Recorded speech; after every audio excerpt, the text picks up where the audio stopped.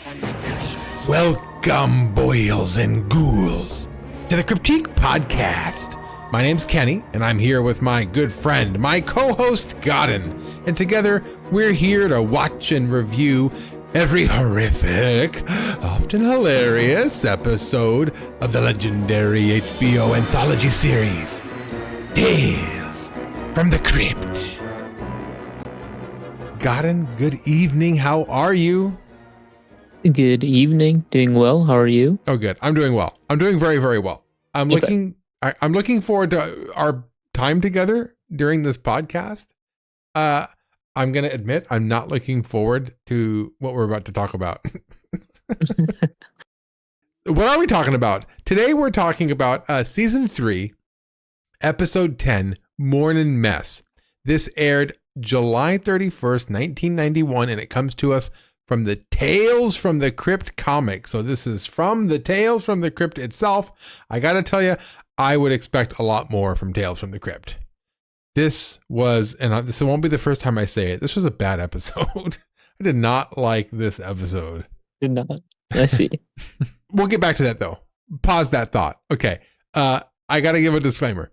First off, we are not experts. Godden and I are just a couple of friends coming to hang out, coming to build a community around something that we both really enjoy, even if we didn't enjoy the particular episode, right? We cannot like an episode and still like the show as a whole. And that's where I think that's what I'm coming to terms with tonight. Okay. Also, don't forget that there's going to be spoilers here. So we're going to go into great detail about the episode. So if you don't want to be spoiled, then go watch the episode on your own. I don't know why you'd want to, and then come back and hear us go on about it. Nobody's going to watch this episode, Godden. I have a feeling that my thoughts about this episode, they're not fringe thoughts. I suspect a lot of people aren't going to like this one. I don't know, Godden. What do you think? I think it was simple. I know you really don't like this episode, but I can't wait to, go and tackle this and see what your thoughts are, because I'm more interested in what you have to say, because you're more passionate about it than I am. Because I like it, but I don't hate it or love it. You're in between, and I'm pretty on one side. Yeah. Oh boy. Okay.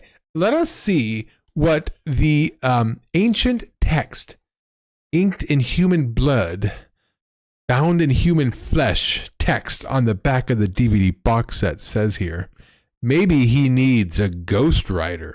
A reporter gets in deep when he digs up a story about a cemetery. All right, well, that was our episode, everybody. Have a good night, and we'll see you next week. No, just kidding. I wrote something up here, the best I could. I got here.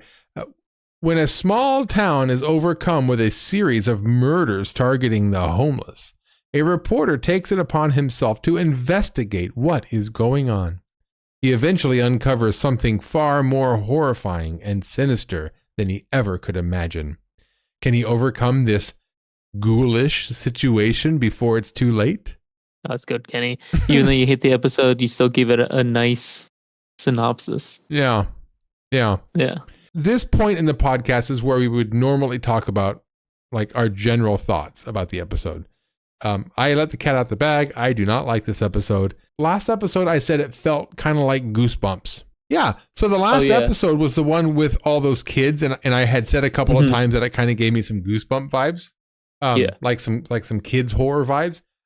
I got that from this episode. Like it was so lackluster in terms of horror, and the final twist at the very end when you finally get it, like that's where I feel like the episode starts, and then it just ends. Like there's nothing going on. It's just a lot of boring nothingness until the very end when you finally get the reveal, and then it just ends, and then there's nothing to it. So there was a lot of boring buildup that led to something that was not very horrific. It was goofy. It was kind of silly, and not in a good way. It didn't make me laugh. It made me cringe at the very end. And then it just ended. It was very, very lackluster. I just didn't like the buildup. I didn't like the finale. I didn't like how abruptly it ended. And I didn't like any of the characters. It's just overall just a very drab, boring episode. So how you really feel, Kenny? Well, what are your overall thoughts? I think you already kind of shared them. Yeah, I enjoyed it. It was simple. I'll agree that there might be a couple of things that were elaborated that wasn't really necessary. That could have probably taken out and just used other material for the story to be stronger. But I kind of also got like goosebumps vibes when the twist happened, when they do the reveal, because they kind of have that, like, the spooky character is like zooming into the camera to, like showcase how spooky it looks. That towards the end, it was doing that for each character. So that's why I was like, oh, it does have that kind of goosebump vibes feel to it. But I don't hate it as much. It's just a simple story. There's a little bit of gore, like a tiny bit, and then there is a sex scene, which Tales of the Crypt always has to offer, and we kind of have to judge them now on that because they've had some pretty bad ones, and this one was actually not the worst thing in the world. Yeah, there was some sex scenes in here, or at least a sex scene, and of course there's a profanity, right? So it would not be an actual Goosebumps episode, but just what I meant was it was more like just the ending was so cartoonish. It kind of took me out of it. So well, let's get into it then. The opening, the Crypt Keeper opening is behind like a spice. There's like a spice rack in front of the Crypt Keeper that gets pushed out of the way, and then the camera gets pushed up right into the Crypt Keeper reading a cookbook next to a giant pot over a fire. And he says, there you are, just in time. I'm trying out a few recipes from my new Betty Croker cookbook. Croker cookbook. That's tough for me to say. I hope you like shish kebab. And that's where he opens up the pot and you see like a severed hand in there. Mm-hmm. He says, damn, it isn't ready yet. Bob's still moving.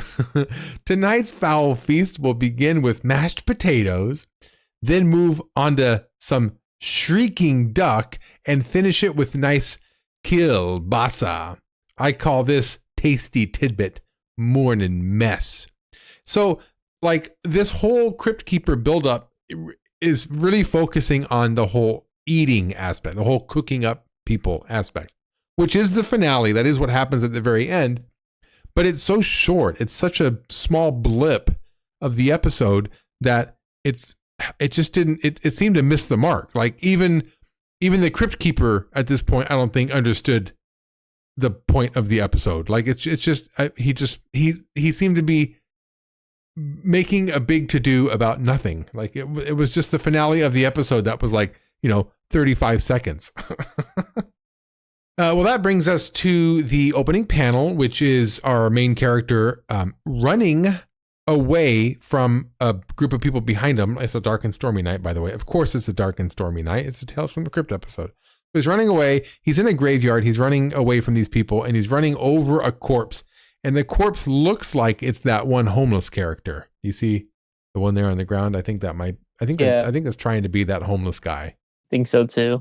I do kind of notice it, but it could just be a random body as well, and then it looks like a cemetery with all the statues or crosses that they got going on there. Yeah, it's pretty good. I don't mind this the panel. It's nice. I like the coloring of the sky, the deep purples and blues with the moon poking through the clouds. Almost gives me like there might be werewolf in like a werewolf, some sort of something going on in the background or something because of the full moon. Okay, so I'm going to go through this episode. Now, forgive me if I go over something and I leave stuff out. I'm going to be honest with you. This is one of the episodes that I watched the least. Usually I'll watch it once on my own, just all the way straight through. Then I'll watch it a couple of times with my notes open as I take notes while the episode goes. And then once I have my notes done, I'll actually watch the episode one more time to just kind of finalize everything that I've gotten. I made it through this episode twice. I watched it once and then I watched it again to do the notes, and I'm like, that's enough. That's enough of this. So we open up on the streets, and gosh darn it, this main homeless character. Who is this guy? What's the actor's name? I forget his name, but he's the homeless guy who's also in Ghost. One of my favorite characters in Ghost, believe it or not. I really like this actor. What is his name though? Gosh darn it. I'm going to look it up real quick because I would like to know his name. Homeless guy from Ghost. Yeah, that's him. Vincent Schiavelli. I don't know if I'm pronouncing that right. Oh, he died in 2005. Oh my gosh, he died a while ago. Oh, dang. Well, that's a bummer. I really liked him. He really was one of my favorite characters from Ghost. So I was delighted to see him in this, and I think he's might be the standout role in this. Anyway, so he's kind of walking the streets. He gets to his tent, more or less, and his friend's in there. And this homeless friend of his is very, very sick, like on the verge of dying sick. He says, look, man, I got to get you some help. So he leaves to get him some help. And while he's gone, he hears his friend screaming. So he runs back, and his friend's gone. All that's left is just his severed hand, and it's holding on to some booze. So that's all that's left of his friend. Something happened. Oh, by the way, I did leave something out. In the very beginning, when we're introduced to this main homeless guy here, there's a newspaper in a garbage, and it says basically homeless killing baffles police. So something's going on in this town, and we have this mass murderer of homeless people out and about. Anything about this scene that struck you? I thought it was a good hook. I'll say that the rest of what I thought how this episode was gonna roll out was totally different from my first time digesting the scene, because it's not how I did not think I'd really turn this away. But yeah, so far I was really enjoying it. I was like, yeah, let's see what the homeless killing's about, and how his buddy just died. Yeah. As much as I'm gonna bash on this episode, it didn't lose me yet. When I was watching it the first time through, I was on board up till now. So as of right now, I think the episode's doing fine. I like the atmosphere. I like the dark grittiness of the streets. I like the main actor so far. Then the next scene we go to, this is our main character, Dale. We go to his apartment, and he's waking up. He's late for work. He's kicking out the woman that's in his bed. And the woman says, he basically tells you got to leave. And she says, I thought we were going to spend the day together. And he says, that was a Jack Daniels talking. So this is a womanizer, clearly. He sleeps with a bunch of women. I don't even think he knows the name of this woman, because he says, ma'am, you have to leave, or something like that. Is that what he said? So. Or did I get that wrong? No, I think you're right. I think he just said something like that. He didn't call her by her name. Yeah. He's like, ma'am, you have to leave. I thought we were going to spend the day together. That was the Jack Daniels talking.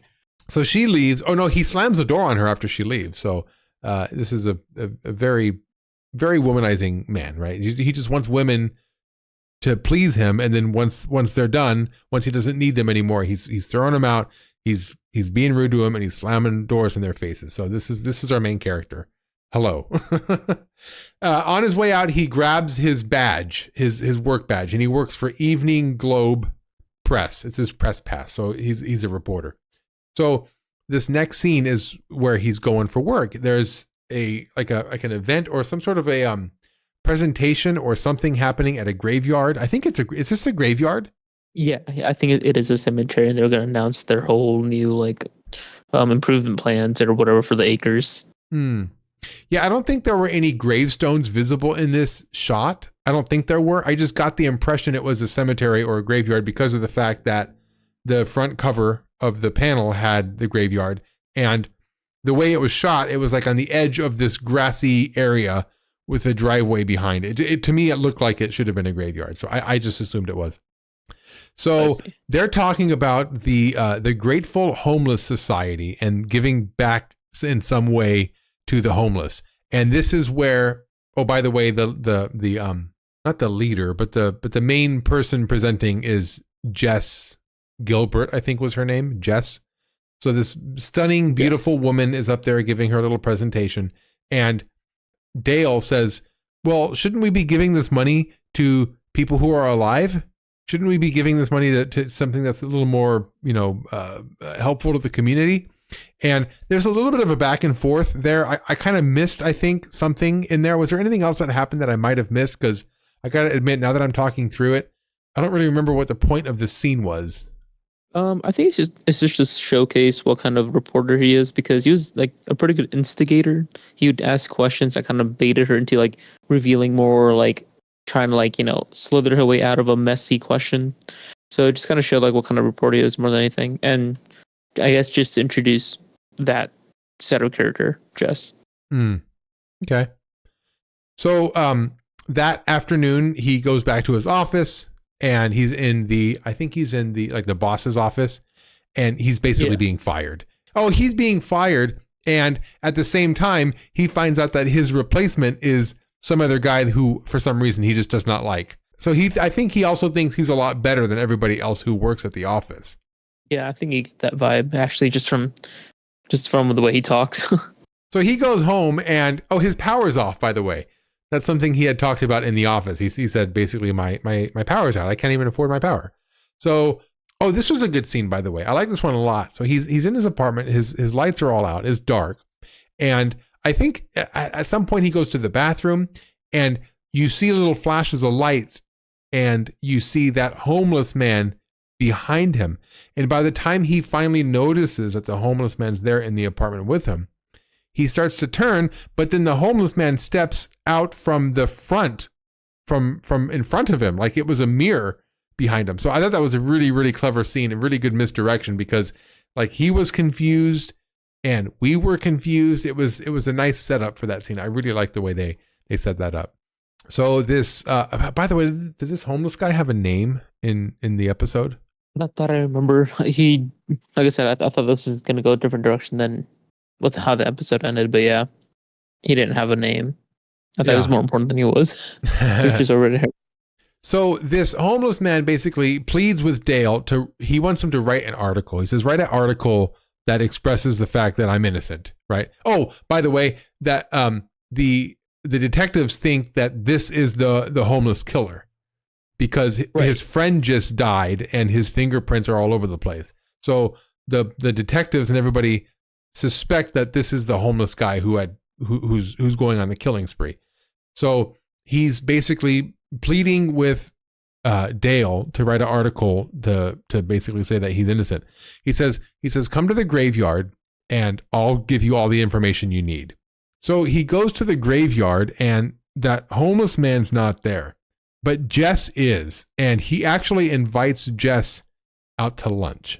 Is there anything about this particular scene that I'm leaving out? It did seem like he was a womanizer because he really wanted to take her out for lunch, because it seemed like she was like no at first because she knows how like reporters, that's just what they want to do. It's just like get more questions, but he twisted it to be like, oh no, I just like you, let's go for lunch. Right. So when they go to lunch though, I like this next scene actually. They're at his apartment. He's just like opening up a bottle of wine and pouring it for her at his apartment. Yeah, and having a cheeseburger or something. Right. While they're eating, she asks basically, okay, well, what did you want to talk about? And he goes, I lied. I don't have anything to talk about. Oh, that's what it was. He wanted to invite her to lunch so he can give her some information or ask her some questions or something. And he's like, yeah, actually, I don't have anything to talk to you about. I just wanted to have lunch with you. But that doesn't scare her away. She is interested. So as they're eating lunch, he says to her, do you want some of my burger? And she says, no, thanks. I don't eat meat. And I like the very next scene, how they're in bed together and she's actually biting on his flesh. She's biting his shoulder as they're making love. So I shouldn't say making love. They're having sex. Like they're some sort of like passionate couple or something. I said it like that. So, after they have sex, he actually reaches up above his bed and hits record on the little recording machine there and starts to ask about the Grateful Homeless Society. And she almost starts to answer, but then she notices that the recorder is on. So she grabs the recorder, she rips it up and basically says, all you reporters are the same, and just basically storms off. And that was that scene. At this moment, you were yelling at something, about it. That pertained to the ending. Yeah, when she had said, I don't eat meat, I was like, oh, I get it. She wants to eat him. Like, because also it's not that much of a surprise that they're ghouls because it's in the freaking title. It's like it's a picture. There's like a picture of the plaque of what they are. Like, oh, gosh, what was it? What was their society called? Is it on here somewhere? Grateful Homeless. The Grateful Homeless something Society. Basically, it spells ghouls basically. So I was like, I get it. They're ghouls. Like there's ghouls in here. And then when she said, I don't eat meat, I was like, yeah, you do eat meat. You're going to eat him. Like I totally got it. I totally saw where this was going. That might be another reason why I didn't like this episode as much, is because the twist was not a twist. It was basically going exactly where I thought it would go. So I was kind of waiting for nothing. So she storms off. She's upset. She leaves. And then we go back to the streets. Dale is walking the streets again looking for that homeless guy. He basically wants to say, look, I looked for you, but you weren't there, right? And when he finally finds him, he sees that the homeless guy has been attacked in some way. He's bleeding. And before he can say what happens to him, he dies. And that's the end of that. That's the end of my favorite character in this episode. And come to think of it, this might be a good spot. If this episode had gone from here, the ghouls route, if it had finally gone the ghouls route at this point, it might have kept hold of me. It might have been okay. But it just kept going with this character I didn't care about, and the situations I didn't care about. He goes home and he sees the eviction notice on his door. And I'm like, okay, so he's evicted. So what? Like, it doesn't do anything for the plot, I suppose. So then he's on the streets and he's drinking, and he goes to his car, but did he lose his keys to his car? I don't even know why he didn't go into his car, but he basically falls down beside his car and starts sleeping, and then he's sleeping in the rain. It's like, okay, so what? Is it like, is him being homeless now? Is that the point? Is he going to be attacked now because he's homeless? Is that what's going on? It's not, but I don't know. What did you think about this? It seemed like they were just speeding it up at one point. Like after they introduced all the players, it didn't feel as though the pace was actually normal. So yeah, I wish they actually could have done more with the ghouls instead of, like what you said, just save it for the last 10 seconds or so. Mm-hmm. I felt like they could have done more with the ghouls and more of a cat and mouse moment. Because like, what was the point of introducing the homeless character? Just so we know that there's homeless killings. Like, I feel like there's another way to portray that without having those kind of characters. Yeah, because they didn't really use them. So yeah, and to have the homeless guy be a main character or last as long. We didn't need a main character homeless person to let us know that the homeless people were dying. And if we did, might as well keep him to the end, and maybe he can be part of the twist at the very end. Like, it just, I don't know. Add that to the list of issues with this episode. The next morning he goes back to his old job, and he's asking for his old job back, basically. And his boss is not having it. She kicks him out again, so he leaves. And I think the other thing too is the scenes jump all over the place. We're at his office, then we're at the cemetery, then we're in the streets, then we go to his apartment, then we're we're ping ponging all over the place. I'm having a hard time following along with the episode. Even it's just, there's a lot going on for nothing happening. So that night he's at the graveyard and he's smoking besides one of the graves, and this is where he notices that there's a mound above. Somebody just got buried there. There's a mound up there, and the mound actually starts to move up and down, it starts to sink down, like something settling.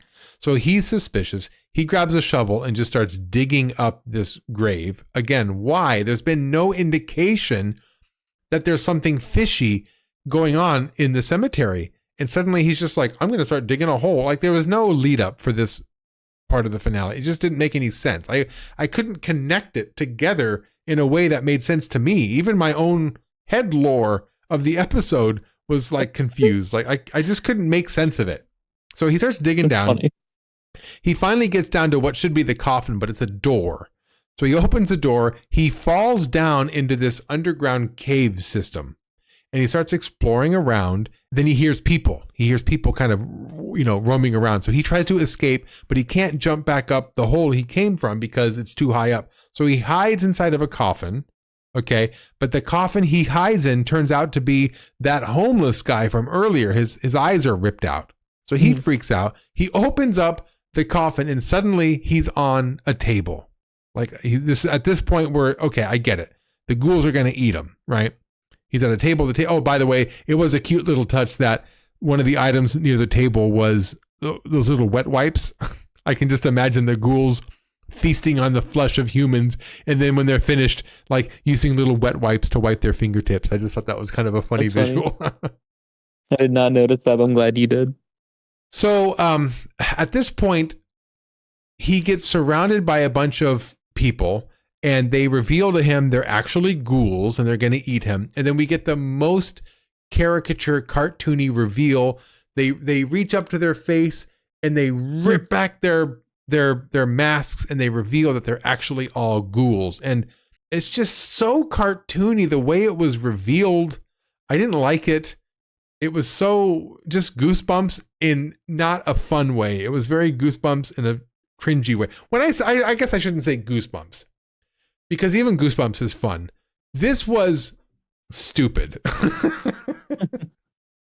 This was done in a way that, like, you're expecting the audience to be impressed by, oh, I'm going to take my face off and then look, I'm a ghoul. Like, it's not alarming. It wasn't creepy. It wasn't scary. It was stupid. I just didn't like the reveal. It was very slapstick, cartoony, and with the rest of the episode being very drab and boring, and just, it was a very boring ending for a boring. Oh, and by the way,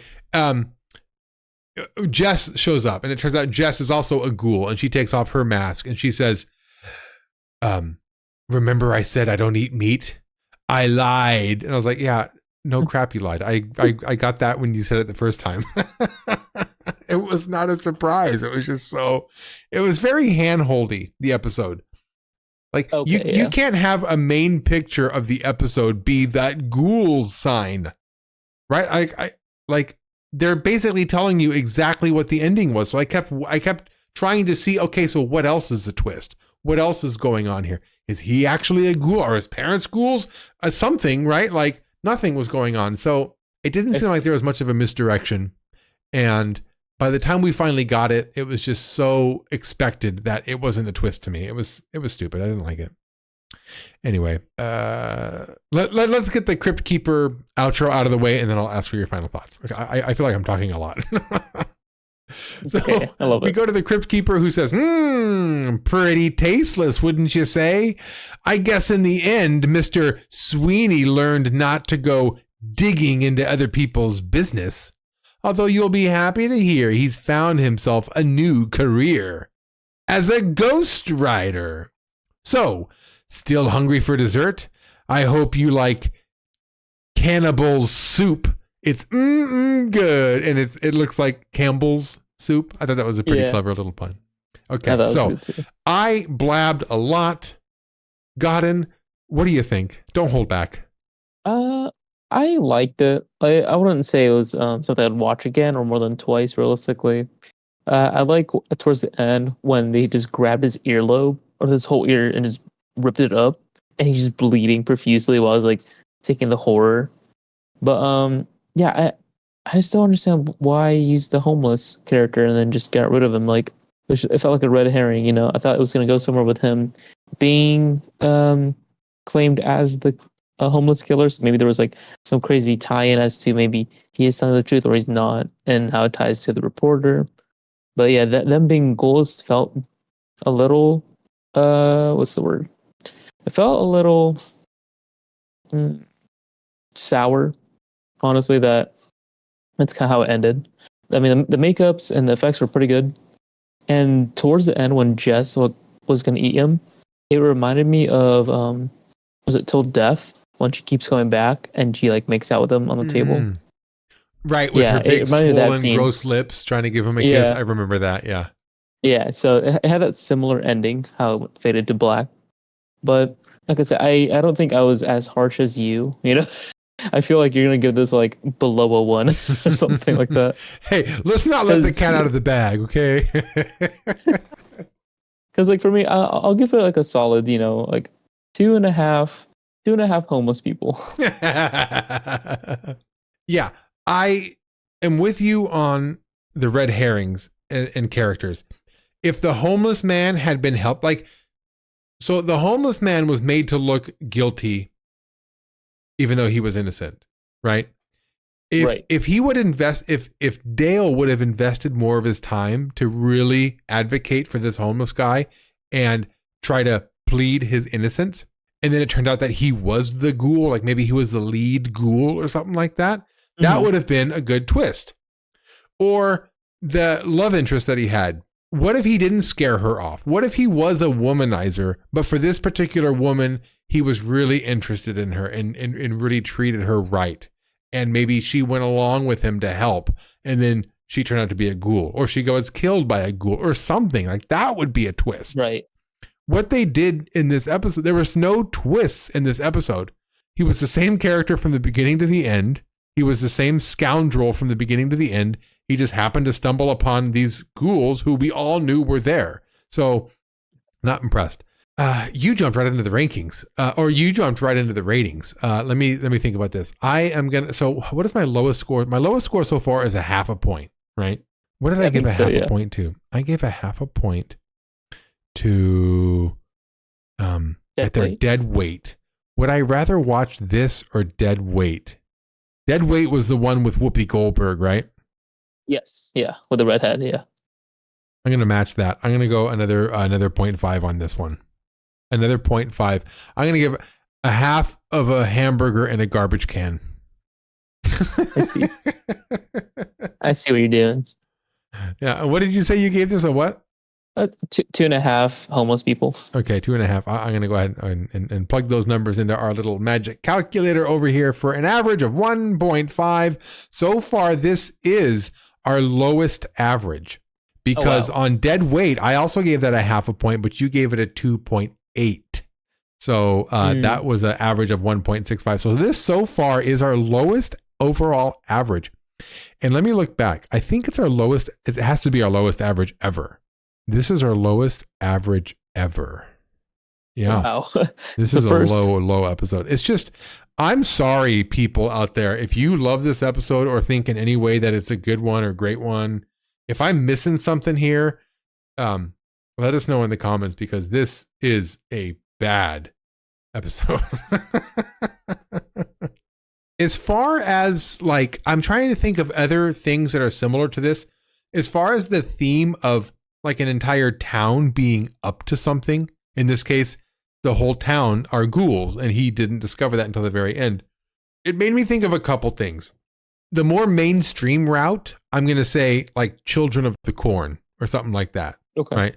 These outsiders stumble upon this little town where all the kids are worshiping Satan and killing people, right? That's kind of, that's one version of it. Mm-hmm. For you hardcore horror fans, this, you might know this one. This reminds me of Troll 2. In Troll 2, this family moves into this new town by the name of Nilbog. And Nilbog turns out to be a town full of goblins.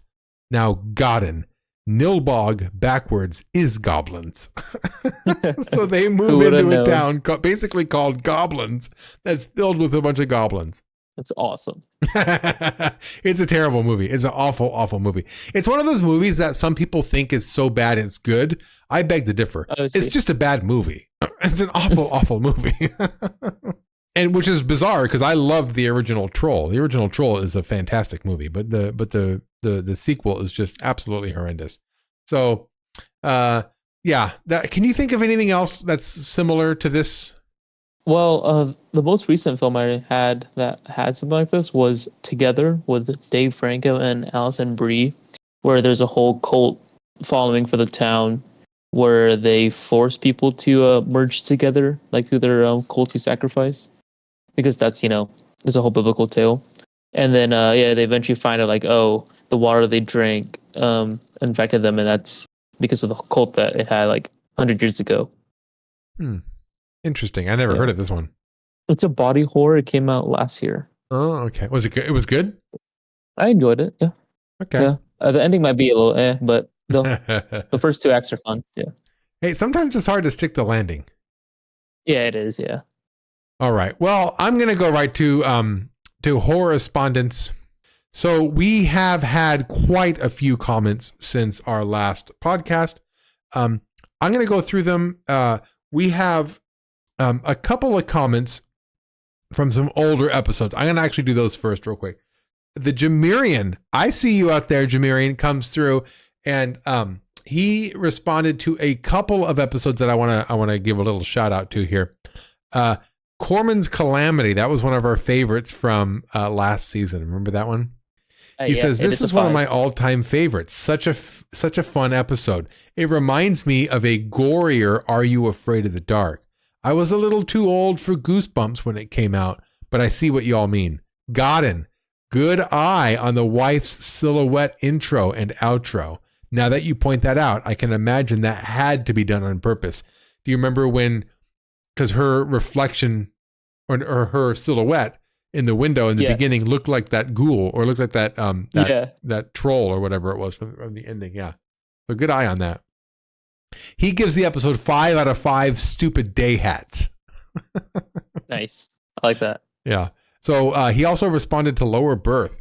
He says, this episode is all right. For me, it was a bit of a letdown when it came out. I remember in the commercials on HBO, they hyped up the episode because it was the Crypt Keeper's origin story.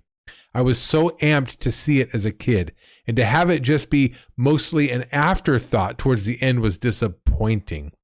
So that's something that we didn't talk about, because I didn't watch this show when it was first out. I didn't watch this show when it was new.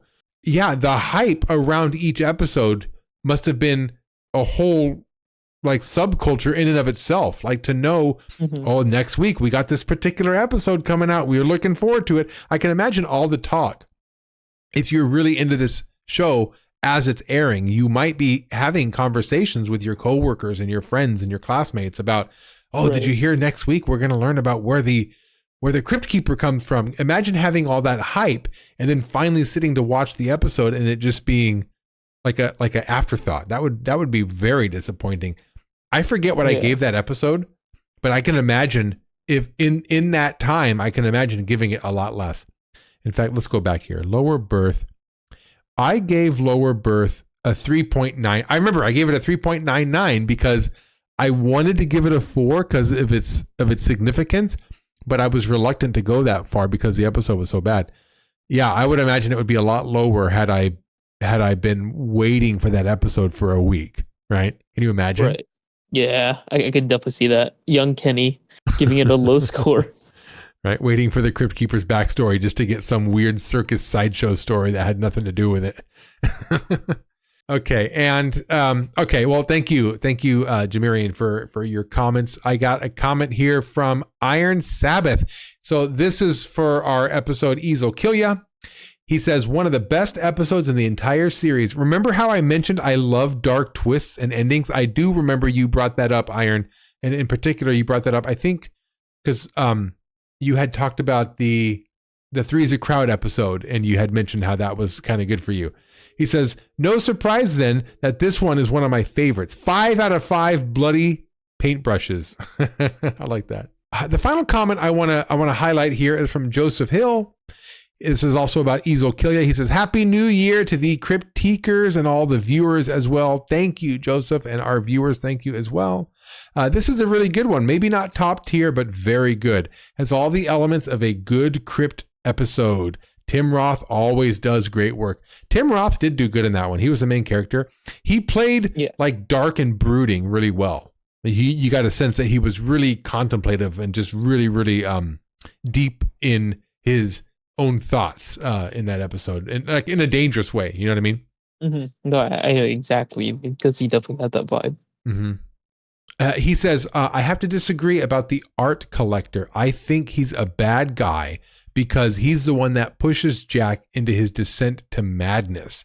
Because you remember we were talking about whether or not we felt the art collector was a good guy or bad guy. And I think I came to the conclusion that maybe he wasn't a bad guy. He was just into collecting that art. And it was Jake who kind of, was the one actually causing all the damage. I see your point, Joseph.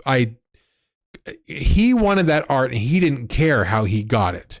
He didn't care whether or not the artist was actually committing crimes in order to get the art. He just wanted the art. So yeah, I can definitely see it that way now that you pointed out.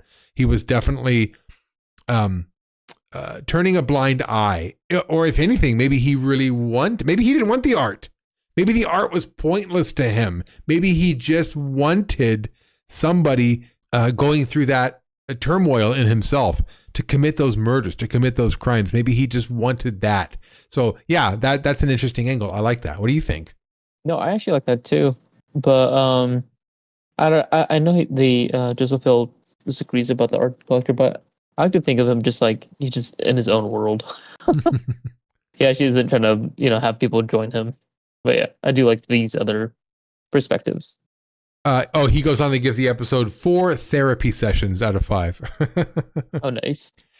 And this is the main reason I wanted to highlight this comment from Joseph. He says, since you guys also like to shout out other creators that make horror content, I just watched a full retrospective on Tales from the Crypt on Midnight Rental.